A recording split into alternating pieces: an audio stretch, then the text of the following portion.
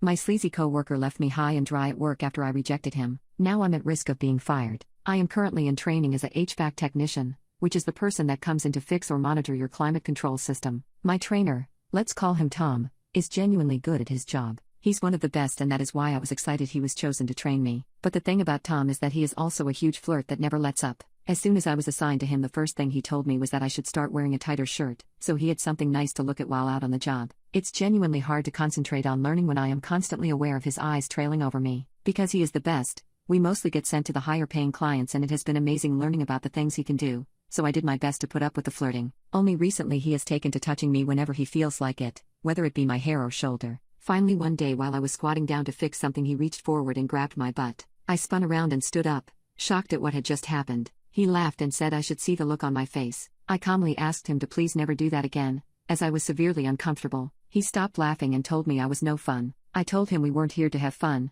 we were here to work. I was here to learn from him about HVAC systems, not anything else. He told me to take a chill pill and it wasn't that big of a deal. I should have shut up, but I pressed the issue and told him it was a big deal to me, and he needed to know it wasn't okay to touch people without their permission. He just rolled his eyes and continued working. The next day we were sent to check on a system at a glasses manufacturing warehouse. When we got there, Tom just pointed in a direction and told me I could handle this one. I told him I didn't think I was ready to work alone just yet, and he told me, according to yesterday, you prefer to be alone rather than be with me, so get to work. I just frowned and headed to the room. I figured out pretty quickly there was a tear in one of their vents, but when I told Tom about it he didn't even look up from his phone, and told me to just fix it by myself. I set up a ladder and tried to use mastic sealant, a putty-like substance, to seal it up, but I had never applied it before and ended up spilling it everywhere below me. One poor guy got some on top of his head as he walked by. I tried to call Tom for help again, but he just ignored me. When I thought I was finished I asked him to check my work, but he just shrugged and said he was sure it was fine and that we were leaving. A few days later the warehouse called our company back to complain that their problem had not been fixed, and after we left a huge pile of putty dripped down and caused someone to slip and fall. Tom and I got called into our boss's office,